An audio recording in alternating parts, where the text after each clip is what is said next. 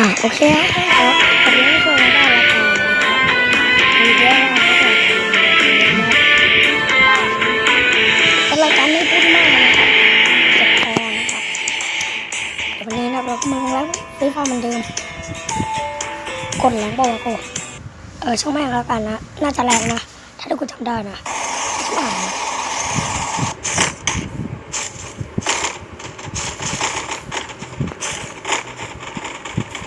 ช่างน่าจะละ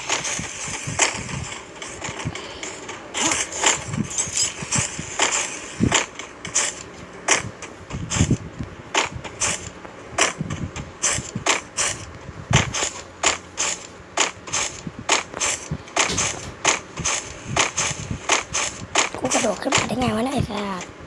กูมึงตัวเองนะกูเพิ่งชมตัวเองไอ้สัสกูล่วงแล้วไอ้สัสกูคุยกับใครกูคุยกับใคร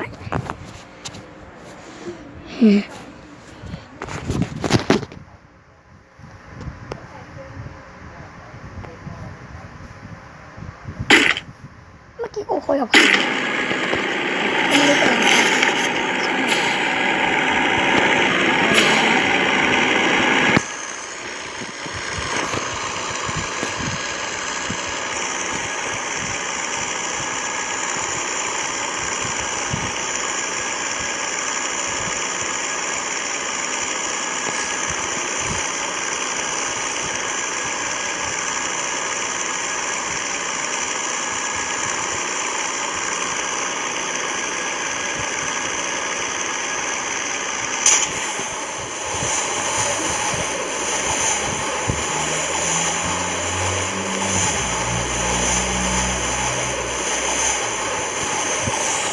เดี๋ยวเราไปลงบ้านอะไรก็ไม่รู้ครับของกูแล้วครับ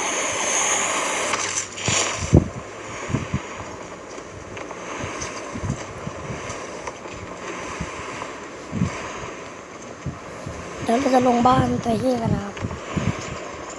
บ้านนี้เราก็ไม่เคยลงกันได้โอเคกูไม่เคยเก็บหน้าไม้กูไม่เคยใช้เลยซ้ำไป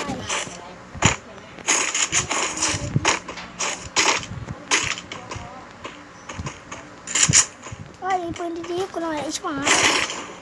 ไอ้สัสปืนไม่มีปืนดีเลย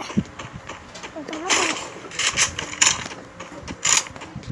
ไอ้สัสไม่มีของเลย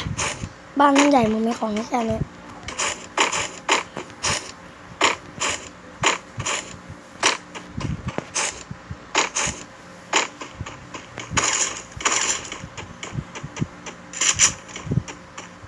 ไอ้โยเก็บของนิดเดียวกูจะไปเหลืออะไรแซ่โอ้ยอ่ะโอ้ไม่มีอะไรเลยไอ้มึงมีแต่เหี้ยอะไร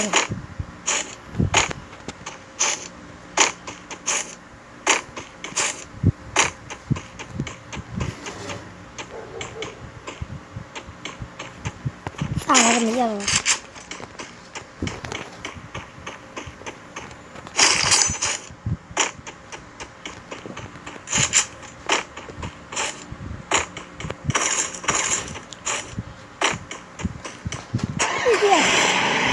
ไปเก็บแบบกระเบียงดีกว่าเยอะเลยใช่ไหม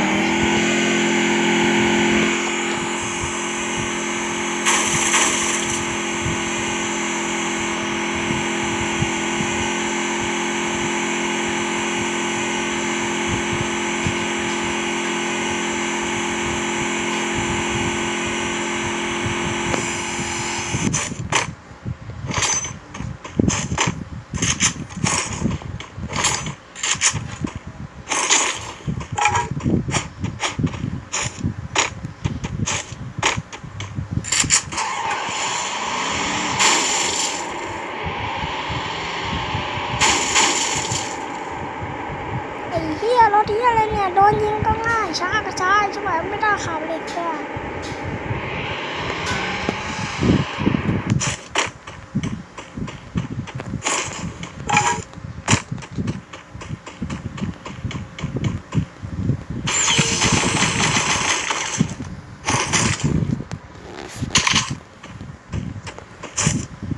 ก็ดีฟาร์มมาช่วงนี้กูไม่เล่นมึงละ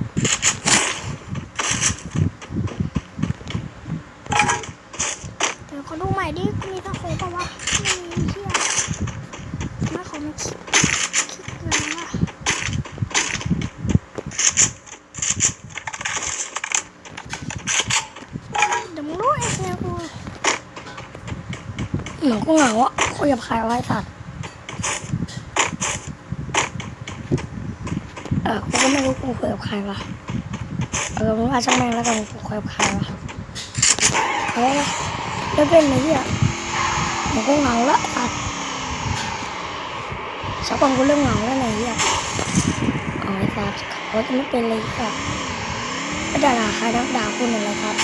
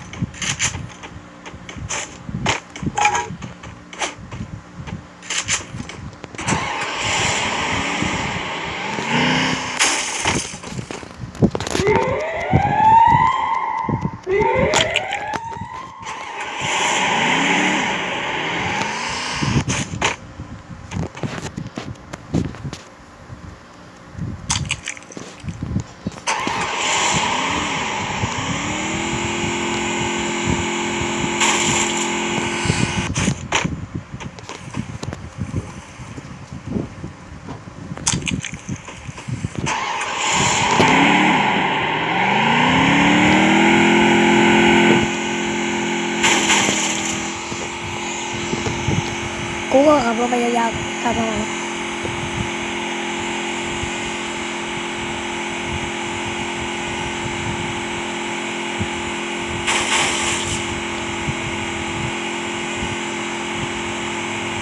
ไอ้เหี้ยเมื่อไหร่วงมันจะเหลือเราคนเดียวเราอยากจะตายแล้วไอ้เหี้ยเราโคตรช้าเลย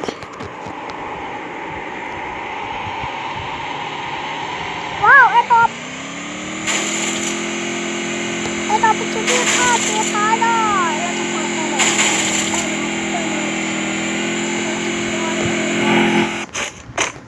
เนี่ยถึงแล้วอ่ะเดี๋ยว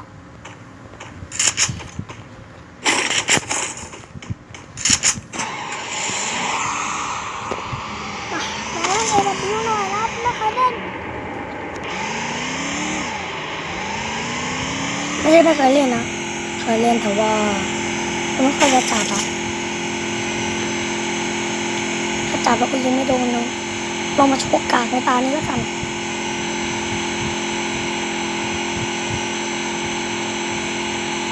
เราเข้าดวลกันเจอคนครับอันนี้กูจะไม่ทันขาดคำครับ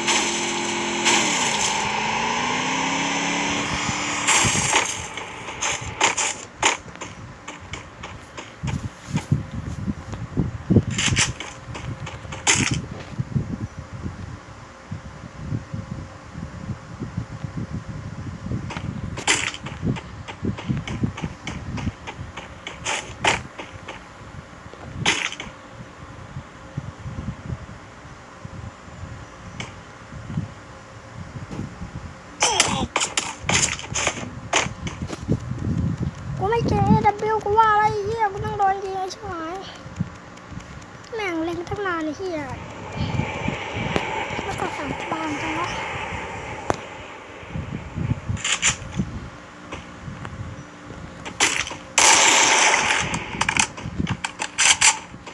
เชี่ยแล้วกูเสียเปลี่ยนว่ะ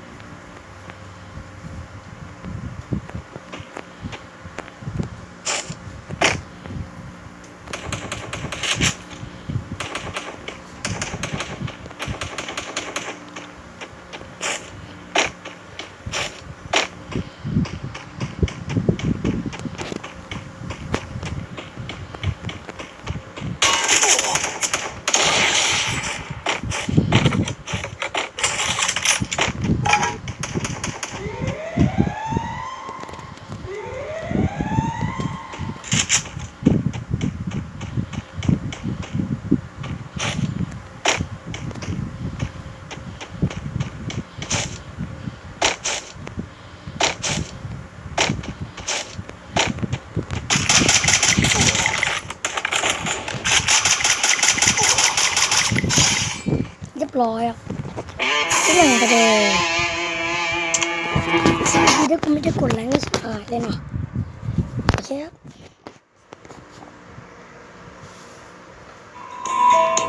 โคตรเงียบเลยบอกแล้วความเงียบทำให้พี่เก่งว่าตัวเองไม่งั้นอ่ะ